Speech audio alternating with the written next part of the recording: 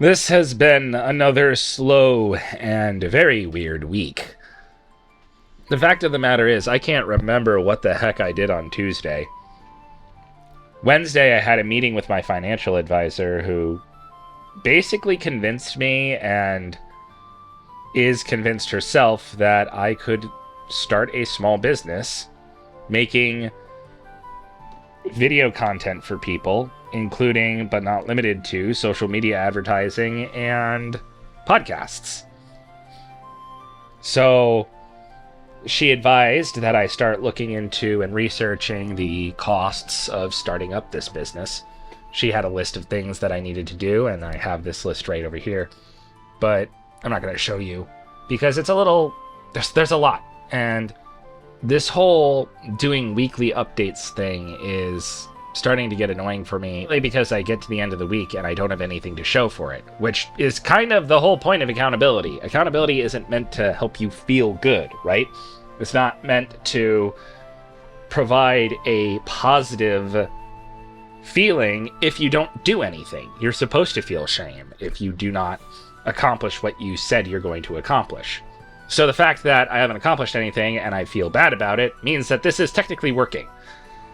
At the same time, I'm also realizing that there are a lot of obstacles in my way to completing these things. There's a great book called Productivity by Douglas Wilson. No matter what you may think of the guy, this book is a really good read. It's a good book that really doesn't touch on any particularly controversial topics.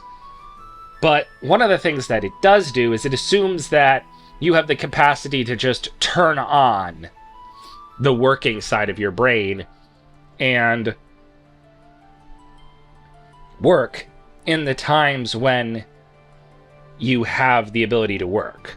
And that isn't always the case for people like me who have ADHD.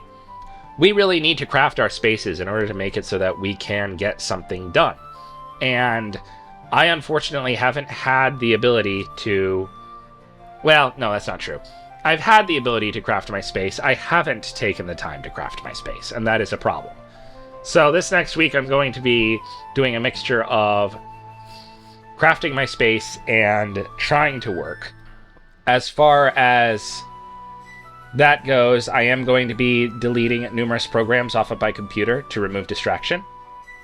And I'm going to be being intentional with my time so that I spend it with my wife, because I have a much easier time working on things when I am with someone.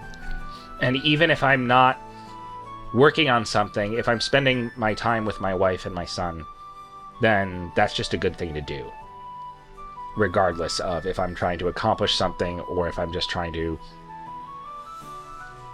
get to know them better, get to be a good husband and a good father. As far as actual work is concerned, again, I didn't do much.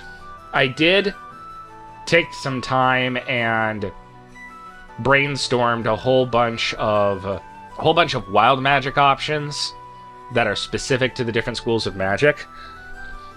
I am trying to get a D&D-like game started.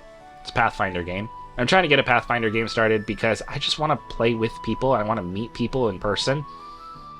And so I had AI generate a whole bunch of wild magic options based on each of the schools of magic. And that way, when I actually get around to making the wild magic tables, I have some more ideas. I'm definitely not going to use all of these because there are some that I really don't like. For example, small protective runes float around the caster's head. Okay, that doesn't mean much of anything.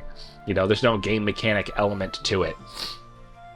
I'm not saying that every single wild magic thing has to have a mechanical function per se. It's weird because I don't want all of the wild magic to be bad. I don't want all the wild magic to even be bad or good. You know, you can have some things that are just kind of, okay, that happened. But if the point is that magic is supposed to be volatile and dangerous and difficult to control, I feel like the difficult to control element should play a really important role in whether or not the caster chooses to use the spell or not. So if there is a effect that is not impactful in some way, like your skin turns blue or something, then whatever that effect needs to be, those kinds of effects need to be in the minority, not in the majority. Beyond that, I really wasn't able to accomplish much. There's been no writing, there's been no design, I've been doing work with my one client that I work with, and I've been starting to do research to potentially have a business that is an LLC rather than just random freelancer nonsense. It's going to make taxes next year an absolute bear, but how is that different from anything else? So, yeah, this week just completely disappeared, and I have no idea where it went, to be honest, and that's not fun. One other thing I'm considering is whether or not to switch to either a bi-weekly or monthly format rather than a weekly update video. Part of that is because I'm not sure there is enough stuff for weekly updates, given the pattern that has already been established by me and how little I actually do. I'm going to basically try to see if I need to put out a video on the first, not the first of the month, but the first Saturday of the month, or if I'm going to put out a video every other Saturday, or every other Saturday.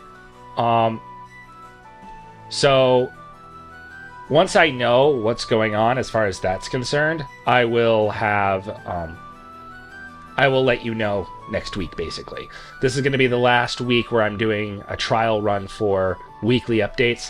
If I make the changes that I'm intending to implement this week, and I still don't get anything really done, I will make an adjustment, and I'll let you know whether or not that's going to continue for a weekly or have it turn into bi-weekly or monthly.